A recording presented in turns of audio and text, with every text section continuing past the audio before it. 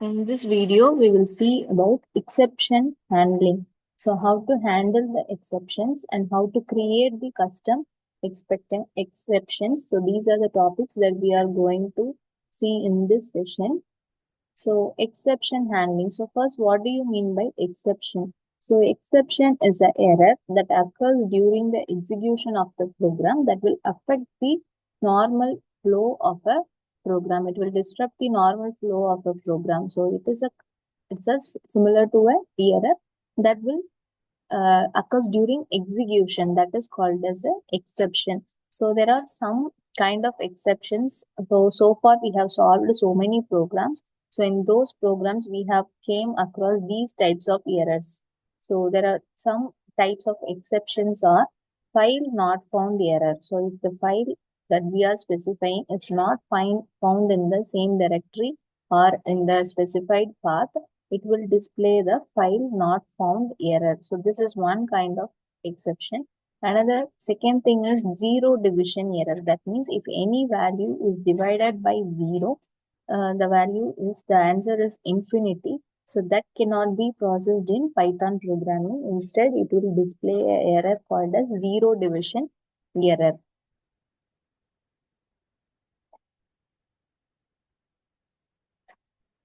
So next type of exception is type error. So type means we have data types: integer, float, boolean, string. So whenever instead of an integer, if we have given a string, instead of a string we have given a boolean, it will display this type error. This is another kind of exception. And value error. So if any invalid value is given for the operation, then it will represent the exception as value error. And key error. So in dictionaries we'll be using keys. So if those key that is specified is not present in the dictionary, then that will display the key error. So these are the most common exceptions that we will come across while solving the Python programs. So here when coming to the exceptions, we have two methods to overcome the exceptions, that is try except block. One is try except block, another is using finally. So try except block. So we have seen this try except block in so many programs. So what is the exact meaning of this try except block is try block. Inside the try block, the code will is responsible that may arise an exception. The code may arise or may not arise an exception. So if we have any doubt in the code that it will arise an exception or not, we can use the try block. And except block will mention the exception. So what type of exception is present in the try block, that will be mentioned in the except block. So except some exception as E. So it will print that some exception is present in the code. So for example, we have a try block x is equal to 10 divided by 0.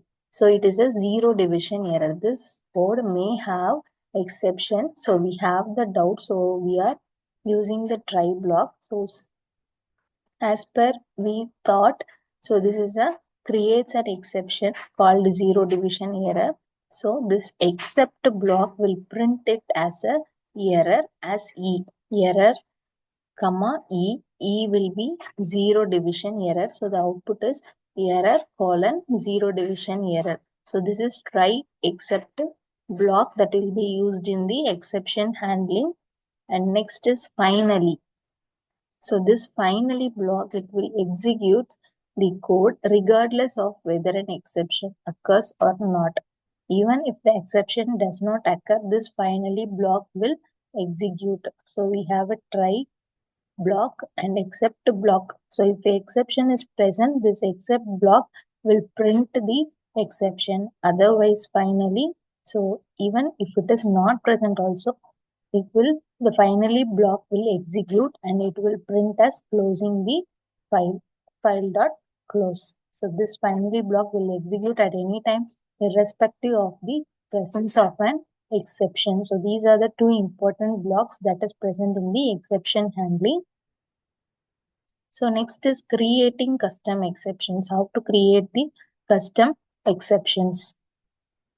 So in some cases, we need to provide um, specific error messages relevant to the application's logic. In those cases, we can create custom exceptions. We can create those error messages to uh, display in the application. So this is how a custom error can be defined. So this is used in very rare case. So just we can learn the syntax of the custom exception.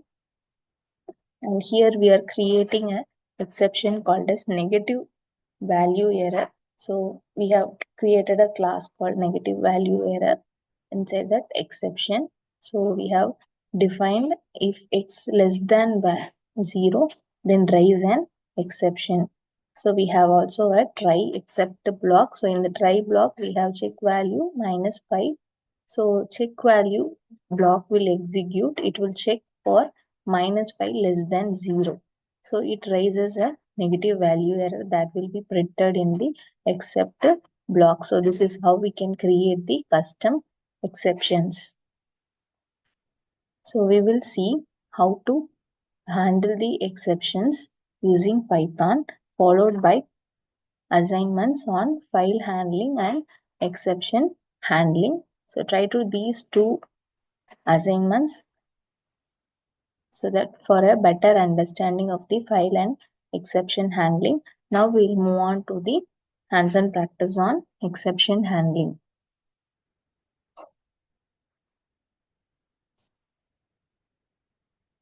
So in exception handling, first we have compile time error. So let us see what is a compile time error. So for example, I'm giving print apple,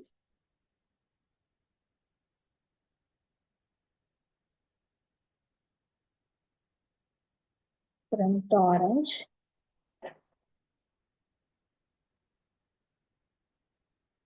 and I'm running the program. So you can see an exception called as name error. Name error, name print is not defined. Did you mean print? So it is asking to check the spelling of print. So I have made a mistake here. So now it is right. So this kind of error is called as name error, and it is a compile time error that occurs during the runtime itself. So this is one type of error or exception that can be handled by verifying the syntax or the spelling. So before that, you can see here apple is printed. That means it will first execute the first line. So this first line is correct without any mistake. So it has printed the value. And while executing the second line, the spelling is wrong. So it is displayed as name error. And so this name error is called as compile time error. During compilation, this error is occurring. So this is also called as a syntax error. Now, next type of exception,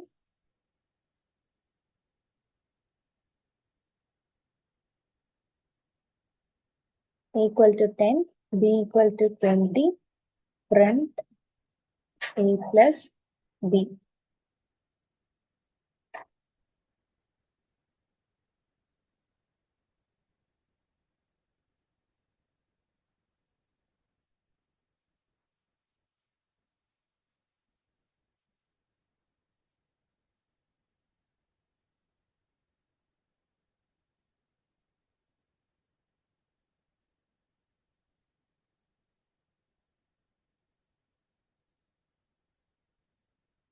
So now I have given A equal to 10 and B equal to 20, print A plus B. So if I am giving A plus B and the output is 30. Suppose if I give A plus A.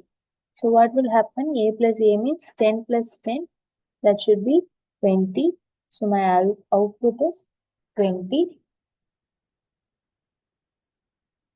So here what I have done is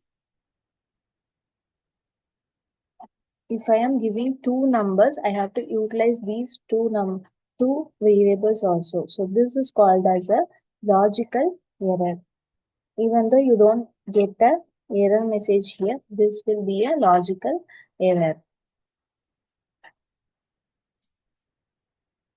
So next is a equal to int input, b equal to input of. Now I am giving print a plus b. I am getting two different integers. So now I run the program.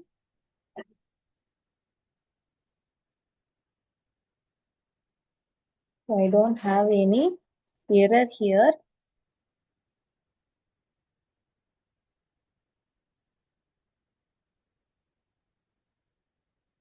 So I have to print a input for A, that should be an integer input. So 10. For B, it is asking input. So 20. So my output is 30. Suppose in case if I am entering value as A as integer and B as high, so I get a value error. So value error means invalid literal for int with base 10 high. So B should be an integer, but I have given a string. So we cannot add the integer with that of a string, and also it is not an integer that is specified here. So that is why I'm getting a value error exception. So this is example for value error. Then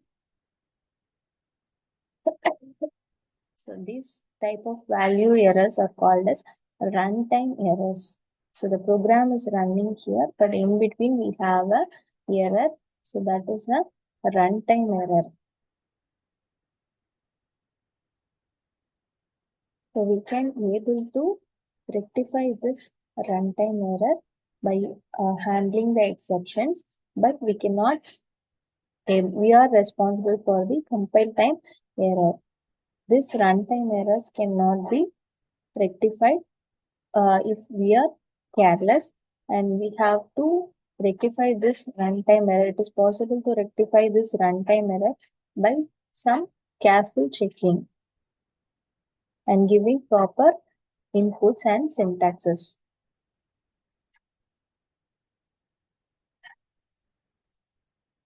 So in order to rectify these kind of errors, we have to use the exception handling technique.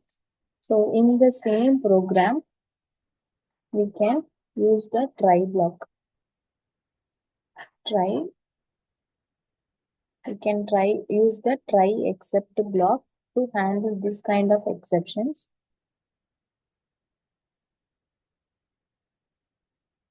Set exception as E, print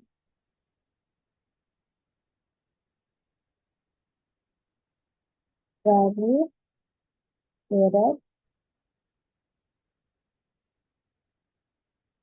comma E. Now I run the program.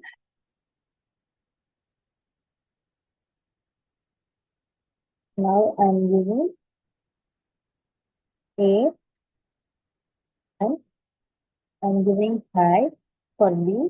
So here value error invalid literal for int.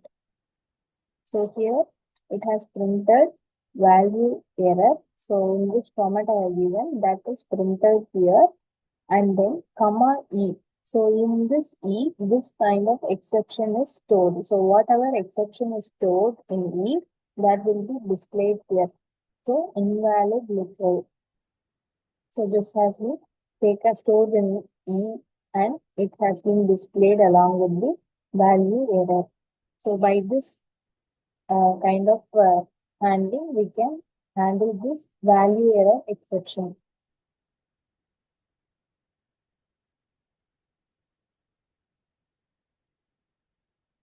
Now we'll see the next type of exception.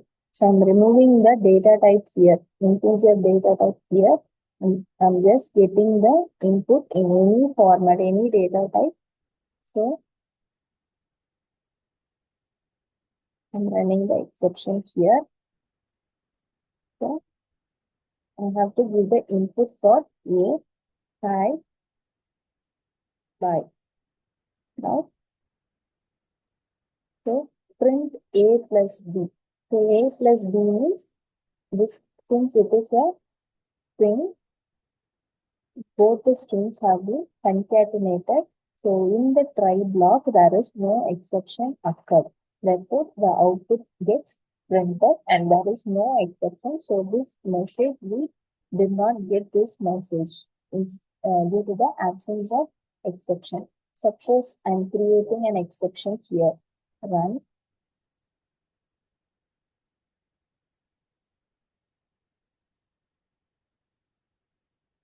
I'm creating an exception here.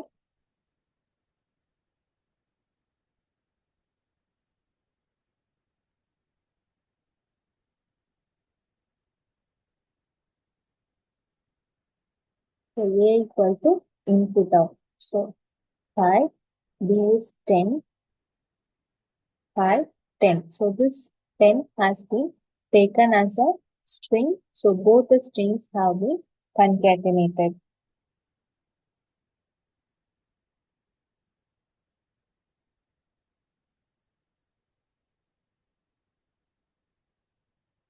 So this concatenation works on both the integers as well as in the string. So next what I can do is I can change this plus operator into division. So if both my A and B are strings, how does a division occur? That we will check.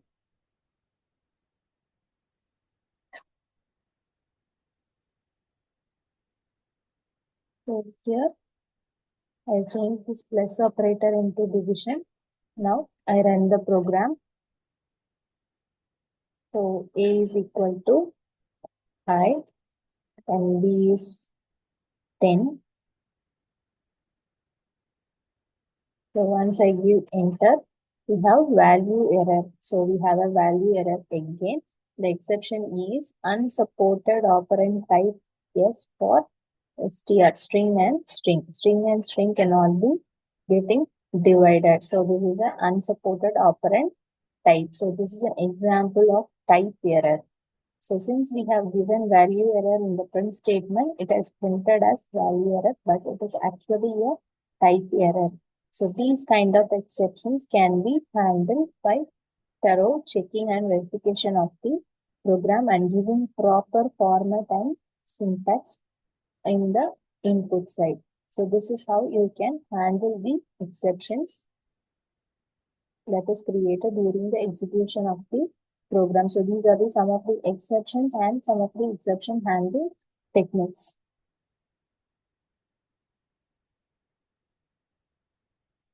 So hope you can prepare your own program on the given statements. Thank you.